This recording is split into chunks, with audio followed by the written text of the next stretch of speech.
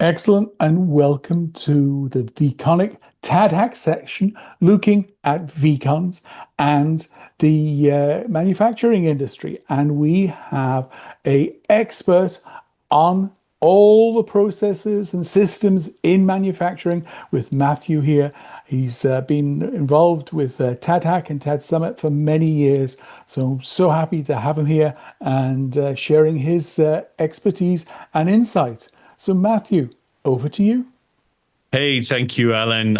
So anyway, my name's Matthew Smith, and I just want to start this presentation or this talk off with a very blunt statement. So factories are drowning in data, but they're losing understanding, and that's a memory problem, not a data problem. So, Alan, you've spent decades around telecom. So why do you think conversations have never become first-class data? Because people like to hoard and they record all their conversations, but then don't have the tools. It's like, the misers, they look at all the gems I've got, but then they're just sat on this, big pile of gigabytes of recordings that they can't do anything with.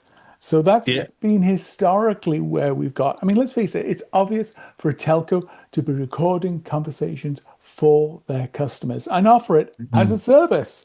But Yeah. it doesn't happen.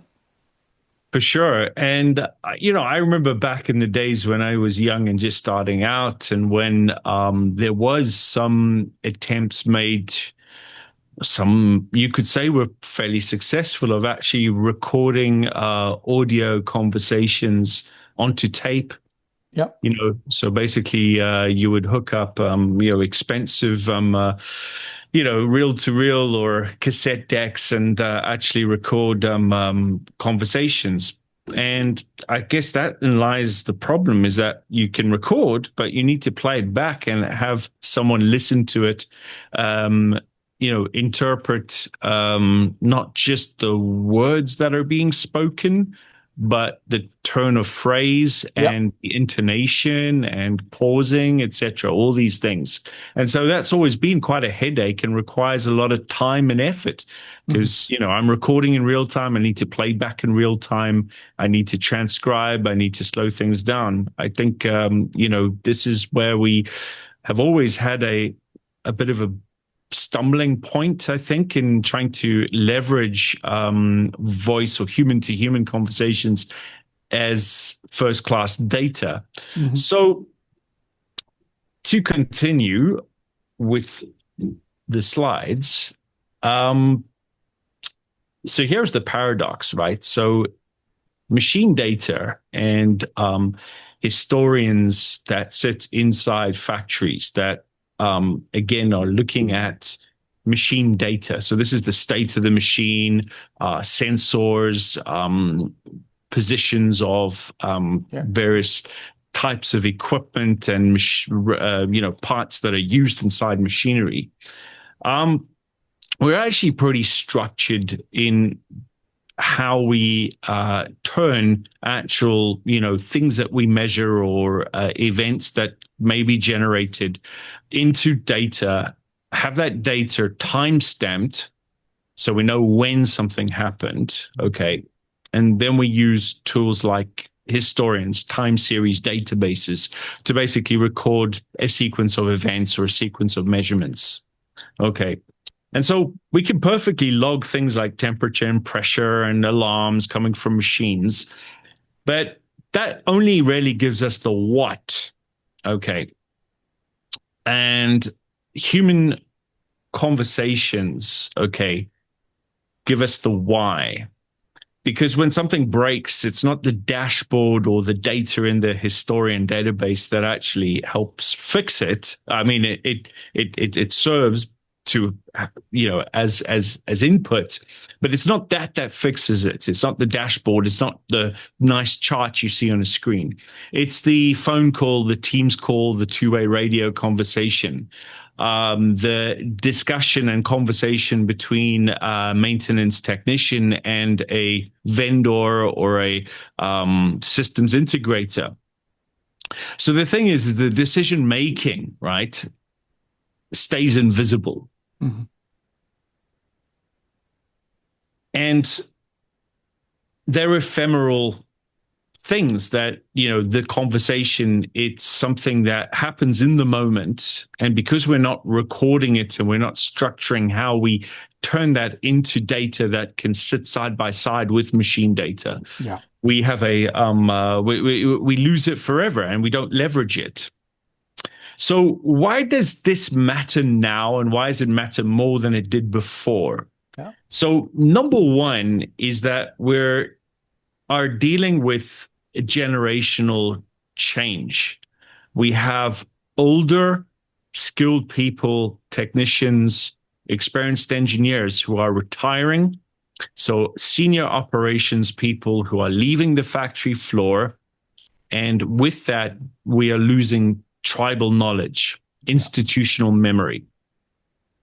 And so this means that all this new shiny AI stuff that we want to do with agents, etc., right, is that we lose the ability to make those tools valuable because senior people have left the operational environment and are no longer there to contribute their insights based on feelings and understanding and the why something may have happened. So that's part of the knowledge gap. The other part is that all this new shiny AI stuff, so using large language models, generative pre-trained transformers, and all the agentic stuff that happens with that, right, can't operate on raw machine telemetry alone. There are some folks out there that think it's simply a case of I've got machine data and I somehow connect that to an MCP server, and my MCP server connects to my LLM, and I've got magical, brilliant context. Okay. But the narrative behind it is missing. Okay. And what LLMs do, or what particularly what GPTs do, okay, is that because they're not deterministic, they're stochastic. They work basically with statistics based on probabilities and occurrences of words in a model. Is that they're going to try and fill the gap somehow. So they're going to generate something, right? Exactly. Not necessarily, linked to the actual narrative that real people have who have experience in the field. Okay. So that, again, contributes to this knowledge gap. And the other thing why it matters now is with all these new cybersecurity regulations that are coming out. We have the Cybersecurity Resilience Act here in Europe. We have NIS2. NIS2 concerns manufacturers, industries, utilities, critical infrastructure operators, typically regulated sectors in the economy that have a obligation now, or in the coming months and years will have a more and more obligation to again provide a full audit trail. So the ability to audit, the auditability of why decisions were made and what actions were taken, right? You're never going to get to full auditability if you're relying on machine data in a time series historian only. You also need to have this context about why decisions were made. And that's a big one, actually. And I think where there's a huge opportunity in the coming months and years as NIS2 becomes, again, mandatory for particularly critical infrastructure and certain regulated industries. So if we think about the anatomy of a VCON. All right. And I imagine that those of you who are watching this video have probably already drank from the fire hose or the fountain of knowledge and wisdom that people much better, like Thomas McCarthy Howe, who is the father of VCONs. But again, I'm just putting this up there so that we can just kind of have a quick walk through the anatomy of a VCON and where it applies in the manufacturing, arena in the industrial realm. And firstly, it's about, who was involved? Was it a human talking to a human? Was it the maintenance guy talking to a third party supplier vendor? Was it the operations manager talking to a shift supervisor talking to maintenance, and so on and so forth? So again, knowing who was involved, and as we move into more agentic operation where we will have humans talking to AI agents, it will be important to know whether this was a human to human or human to, again, agent, AI agent conversation. Obviously, key to making this all work is we need to timestamp religiously. We need to obviously know when did something happen, right? What was the start time? What was the end time? And what occurred during the conversation? So there are key moments that occur, for example, where there's a turn in the conversation from one party to the other. Mm-hmm. Okay. What was said, so the actual transcript, and knowing not just, the language we used, but the sentiment behind it. So in other words, can we also color the transcript based on, is this person stressed? Are they angry? Are they are they relaxed? Are they too calm in the midst of the chaos, etc.? These things are all important because that will give us a much deeper understanding. Okay. Were there any related files? And typically in the world of rich communication, as opposed to the good old telephone service where I literally just had you, me, and a 3 kilohertz bit of bandwidth, right? Yeah. Where I basically am just capturing the very essence of human speech. Mm-hmm. Today, when we're using platforms for collaboration like Microsoft Teams, we're obviously are going to be sharing other things during a call. And being able to know what related files are involved in the conversation is important. And we've got obviously then the connections to the broader context. Okay. So just in the same way that a conversation is adding context to machine data also brings context to the conversation. Yeah.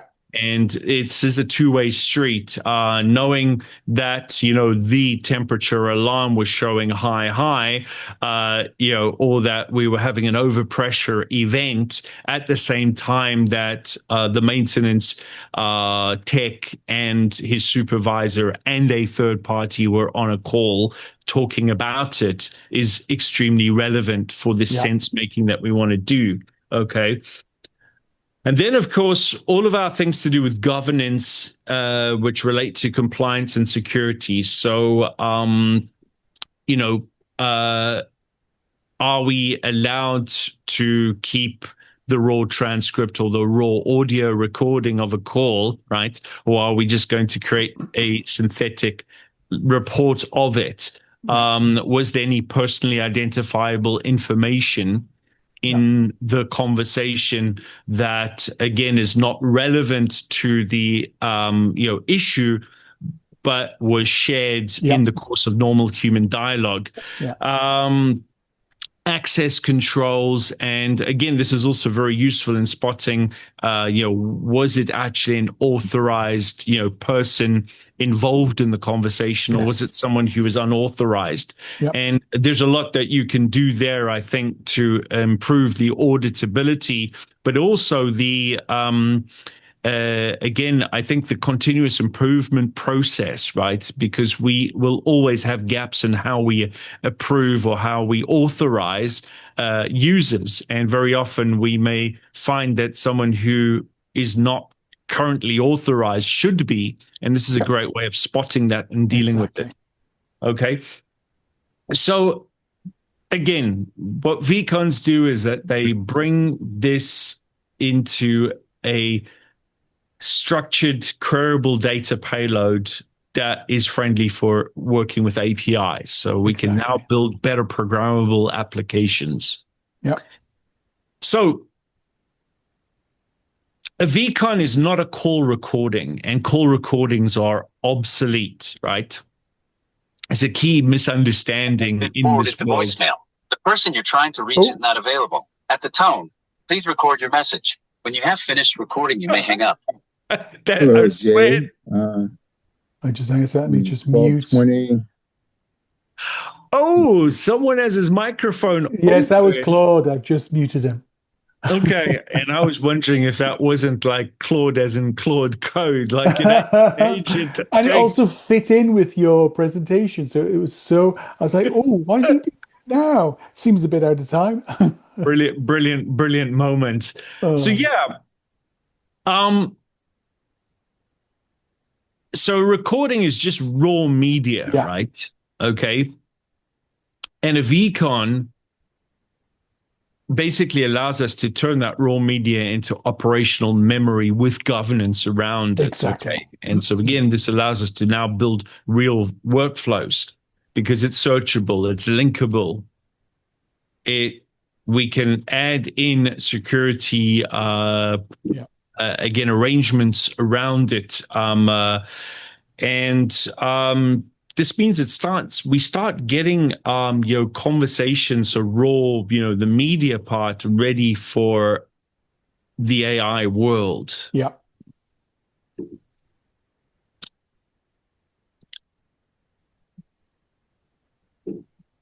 So how do we extract the human context from the edge?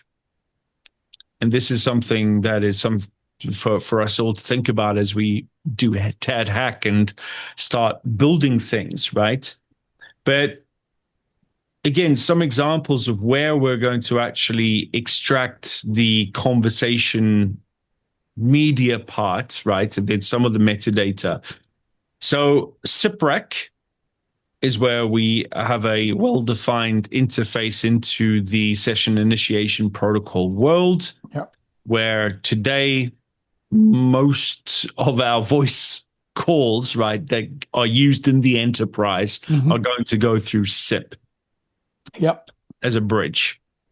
And being able to, I think, leverage SIPREC and have an adapter, where we can add some glue code to bring out using SIPREC and generate VCONs from it is a first step, because that allows people that use regular phone calls through some kind of virtualized PABX with SIP. Means that you can then get that operator that uses a regular phone on the factory floor and calls their supervisor by dialing a number. We'll be able to get that data and bring it into the unified namespace. Another big platform that many larger industries are using is Microsoft Teams, and being able to leverage their data and apply some webhooks from the Microsoft platform to push back and again, at least know when calls have started, grab transcripts. Microsoft is relatively good at being able to transcribe calls. I wouldn't say that they're brilliant, but it does work more or less. One thing to pay attention to is if we're dealing with multiple languages at the same time. It's always good to grab the audio to be able to run through an analysis afterwards. Yes. And then the third one, which is obviously used a lot in process industry and in utilities, is where we have two-way radio, right? So think about ways that you can add in SIP bridges into the two-way radio, trunk radio realm, so that we can at least have walkie-talkie communication as part of it, because this is where a lot happens, particularly in outdoor industry, so process or utilities.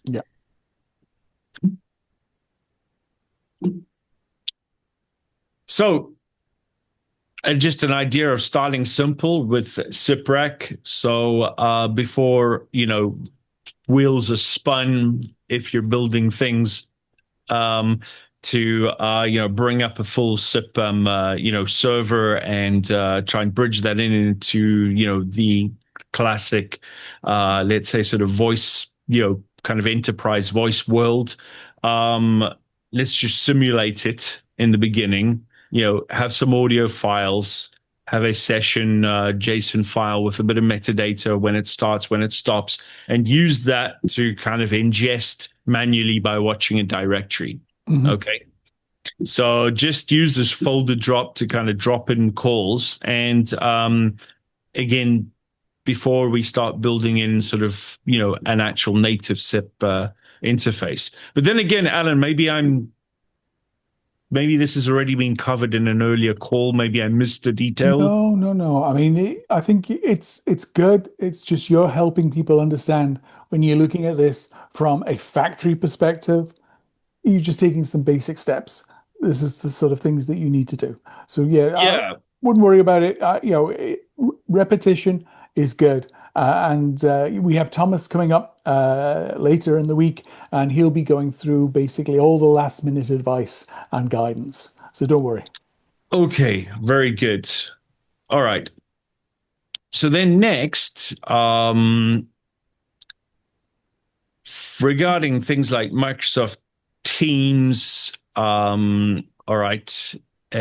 So what we really want to focus on is more ad hoc conversations, so where I've got like someone dialing, or calling a colleague, or it could be a third party, but over Teams, it's ad hoc. We're not talking about meetings or structured events where I've got a group of people that are on a conference call. Yeah. As I say, that would be good. And if you want to sort of jump into that, fine. But let's focus on the ad hoc calls first. Yep. All right. So pull the metadata and the transcript, process it through, a VCON, and generate the output into the VCON standard. So this really is to, again, take the initial call metadata. So in other words, when did it start? When did it end? Details of who called who. Okay. And use that to at least generate and then pull the transcript later. Okay. And maybe that might include the audio. Okay. And so, again, we would want to publish that into the unified namespace. And I'll get into the unified namespace in a sec, because this is really our data taxonomy or classification of how we're structuring normalized data in the factory. Yeah. But the big thing, and we did touch on this on my talk just before Christmas. So, Alan, you may want to put a link here. Yes, I will. Include the link.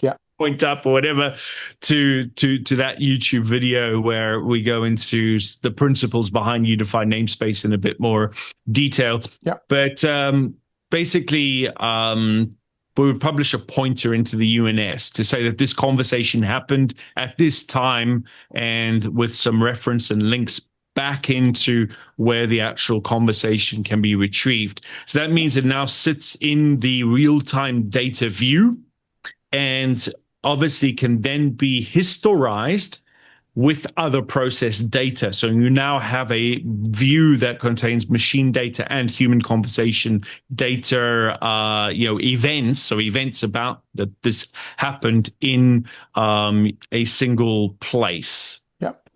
All for a particular factory floor. Exactly. Because look, the unified namespace, one of its big advantages is that it eliminates all of this point-to-point integration spaghetti that happens. A point-in-time solution for a point-in-time problem. And when you start having all these point-to-point solutions, you end up with a big ball of spaghetti, Gordian knot. Yeah. I remember was the title of another talk. That's it. Yeah. With TAD Summit. Yep. And the risk you have is that you're going to incur a very high technical debt here. Yeah. Okay. And so really in a nutshell, the unified namespace is basically industrial publish subscribe. So this is using PubSub. Typically, we have MQTT brokers that are used. And we also have semantics and we have history. Okay. And it's an event-driven, loosely coupled architecture that includes context and history. Mm-hmm. So everything becomes an event. Okay. Everything is loosely coupled, and what gives us some normalized structure is that we key off a international industry or standard, which comes from the International Society of Automation. ISA 95 is the standard, and this is where we have this hierarchy of the enterprise, the sites within the enterprise, the areas within the site, the lines within the site, and eventually underneath we have machines and we have devices, sensors, actuators. And within this, we will have placeholders that we can put into the hierarchy, our topic namespace, which would then include placeholders for VCONs and for human-to-human interaction.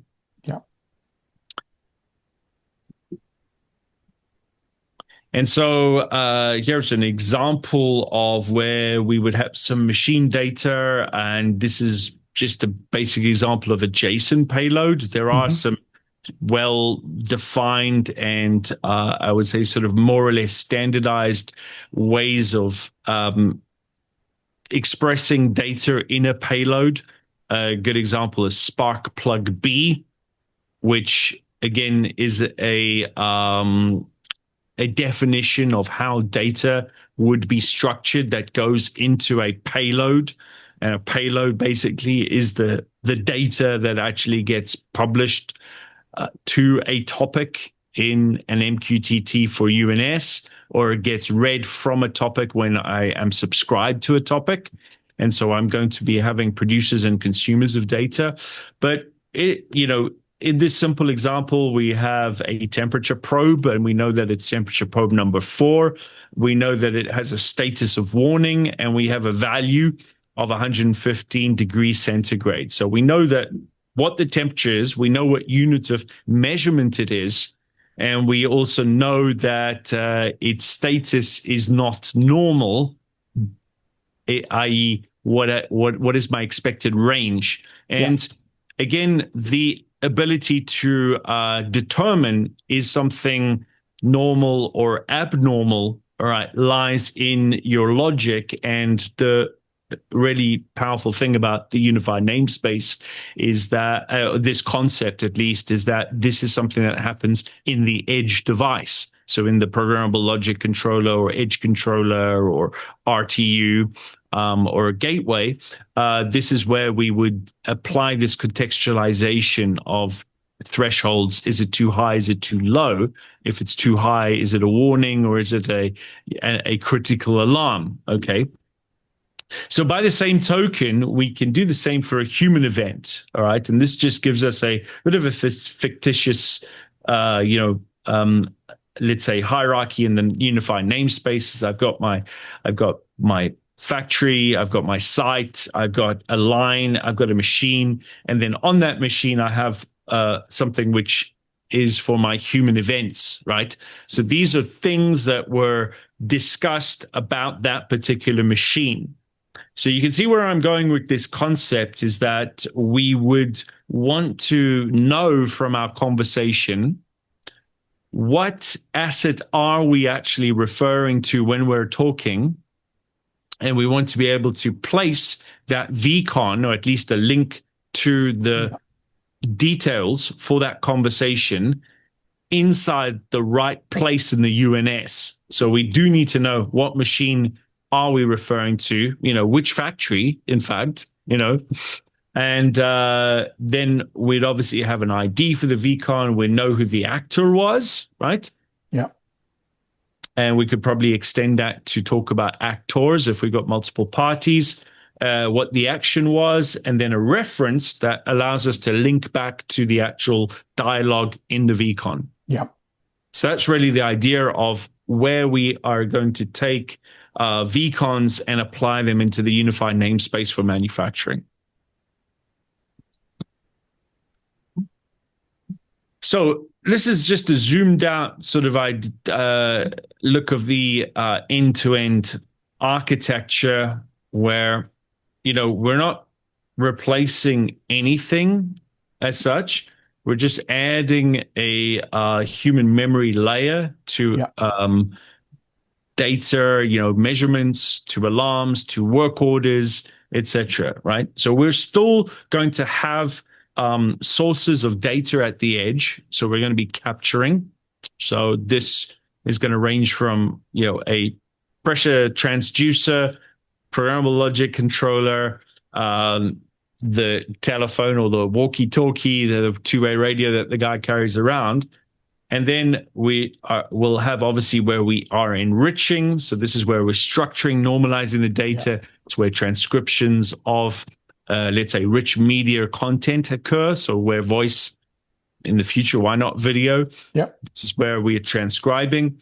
And then we're obviously going to be storing and federating this data. So that means publishing it into a broker, onto a set of brokers, which will then, of course, be also publishing into higher upstream brokers. But we've got that live view through the brokers.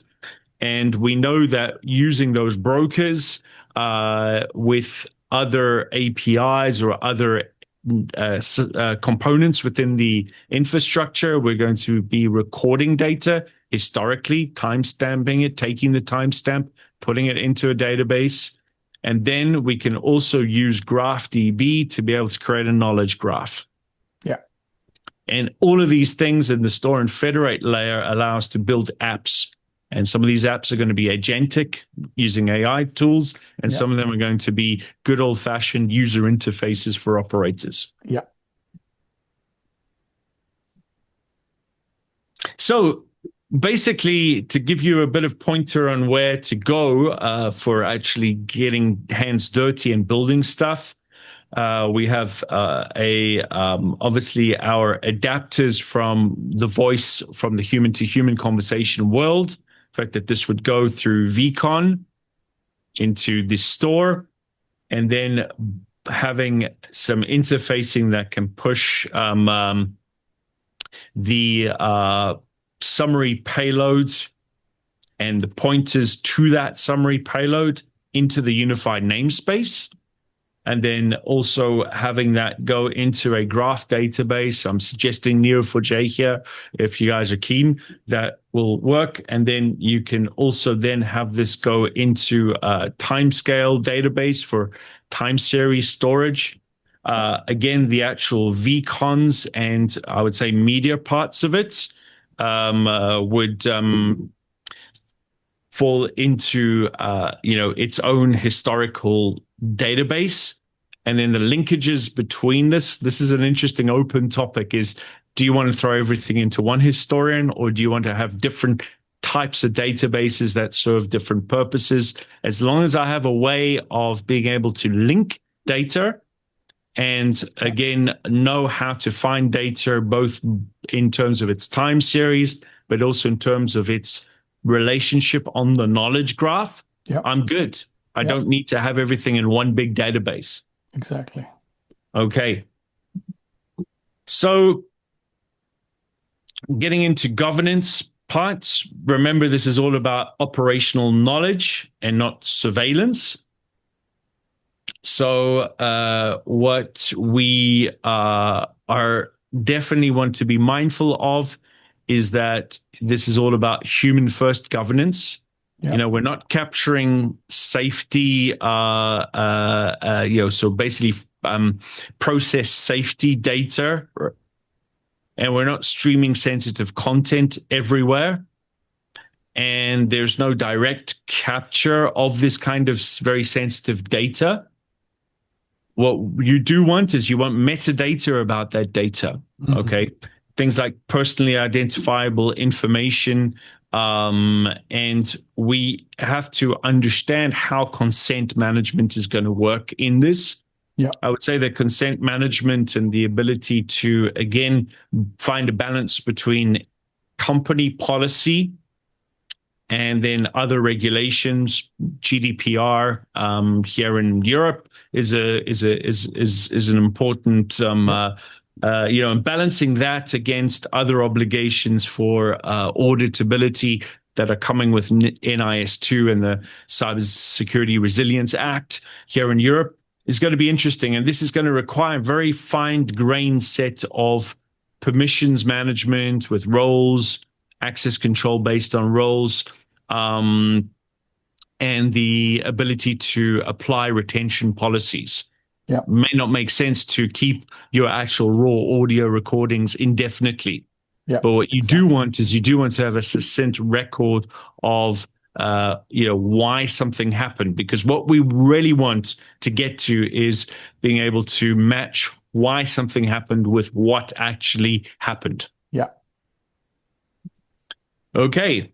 I'm going to talk a little bit about the supply chain integrity and trust layer, so SCITT, which is a great topic, another IETF initiative, because I think what we all need to be mindful of when we're tinkering and we're building proof of concepts is that as at some point the conversation is going to become evidence, and the integrity of that matters. Yeah. And being able to, again, know what happens across a life cycle from created, transcribed, redacted, published, and then retained or deleted. Yeah. Okay. If multiple systems touch a VCON, right, you want those receipts. And this is where SCITT provides the transparency on the proof on what changed and why. Yeah. Okay. And you do want to create append-only logs for this. So again, just to conceptually, if you want to think about this a little bit more, I would definitely want to spend more time here to look at how we, again, can bring this notary layer, right, to provide attestation that, these things happened, and when they changed, what changed and why did it change? Exactly. All right. So I'm almost done, and I think we're probably get time for either a bit of Q&A or maybe a bit of free form. But basically, you got Alan, you guys are doing TADHack, right? Yep. With a quest and a challenge. Okay. And regarding the whole TADHack, with if anyone is interested in looking at VCONs and unified namespace for manufacturing, okay, some of the things that would be very cool is to, again, build a proper SIPRAC adapter. Okay. Mm-hmm. And we could start with just, folder drop and turning that into VCONs, right? Looking at adapters for Microsoft Teams, the publisher logic that basically allows us to build a bridge between VCONs and a unified namespace. Yep. So this means taking the payload, or again, things that summarize, that link back to the full payload of a VCON. Determining where in the unified namespace this needs to be published to, and then what back references or links do we need to include that allow us to, again, find and have queryable, linked, let's say, artifacts that are published and are stored. And another one that I know is going to be super interesting is to build this out with a knowledge graph and build that graph mapping as a consumer to basically make sense of, the relationships and to start creating an emergent ontology. Yep. I think that would be very cool. And then, I know that people are very into building user interfaces, but we do need to have some kind of viewing dashboard and operator interface, something that helps management and helps operational staff when they sit down and do a debrief, and are looking at charts of data. those charts of data, or if it's, just literally a list, a tabular list of data, that we've got some, again, links or some highlighting, or some, again, some call outs, or again, some way of being able to say, oh yeah, here's a, here was a conversation that happened at this moment. Okay. And this is what we determined from that conversation. And that gives you immediately a reference, a hyperlink to the why from the what. Yep. Exactly. Okay. And it could work the other way around, where we're talking about why, or we're going through a review and we're saying, well, yeah, actually, remember yesterday we had this conversation on the phone about this issue that we saw 3 months ago. Hey, let's go and pull out the VCONs for these conversations. Yep. Okay. And look at the actual data that is in our process historian. Yeah. Exactly. And that would be super interesting. Yep. The ability to, I think, continually enrich this data would be good. So, yeah, hey, for anyone who's a maker and is keen, it's time to build the missing glue. So let's do that. Yep. This was an excellent review of UNS, which is the core of within basically process industry, and how VCON fits into that, adds the human layer, not just the machine layer, and some of the elements of making all that work. So this was an excellent review. Thank you so much, Matthew. Hey, you're very, very, very welcome. And I think I've just changed my screen share just to put it on screen. So it's a little small. But yeah, maybe it is. So, but I'll include a link because this yes. is So I'll include the link for this. All right. But I'll tell you what. How about that? Maybe that'll fit full screen for everyone. Yeah. Okay. Or even like that. That might be better for people that have small screens. So on GitHub, we have a little repository which has some documentation and really a skeleton of a starter kit, which gives us a starting point for what this is about. So in case my rambling was incoherent and my slides were gibberish, hopefully what's on this GitHub repository will give you a little bit more detail. Yep. With some samples, and again, we've got some markdown files with some descriptions that you can read. We have a couple of samples. We have a couple of schemas as well. And it's really just a very bare bones starting point. And it's under the MIT license. So you guys are welcome to clone the repository, fork it, do what you want. And if you want to submit issues, you can do it here. And if you want to submit PRs, you can do it here. So over to the TADHack community to have fun with it. Absolutely. And to your point, Monteza, I'll add the link to the article where we include all the videos that we do. So under the video that we're just recording with Matthew, it'll include the link to the GitHub. It's just to answer your question there. Okay, fantastic. Cool. For the sake of time, I'll just open to any questions. So I know we've got a small audience for this one, but I'm sure that's because, from the manufacturing side, it's less relevant for most of the people who are taking part. But I think this is a very interesting. Oh, there we go, Monteza. You've raised your hand. What's your question? Oh, hi, Alan, and hi, Matthew. Nice presentation. So, hey, Monteza. So yeah, I was thinking. I saw the layout that you had for the quests. So I had my own little quest. I added a MongoDB backend to VCON. And I was wondering if we could make our own quest. Like, are we restricted to those 5 quests or? No, absolutely not, Monteza.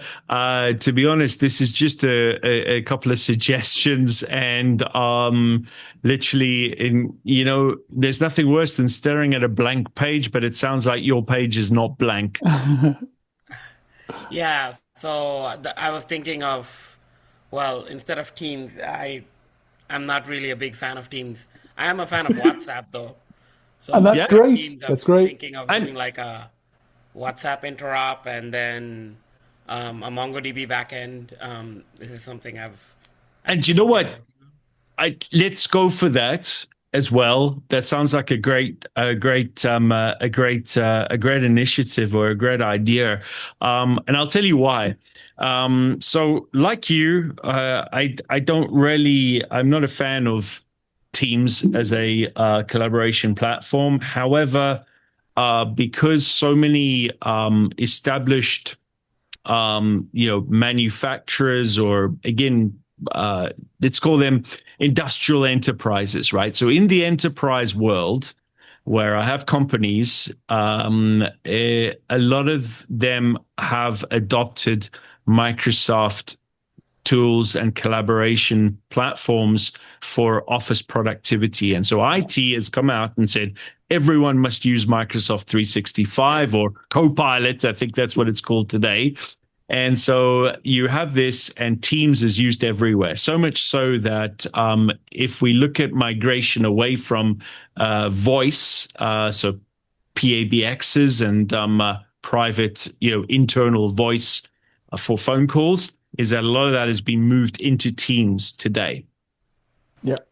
So workers don't have phones on their desks. They have a PC with a laptop. They have a laptop or a PC, and on that's how they do their calls. But here's the funny thing, is just about everyone has a mobile phone.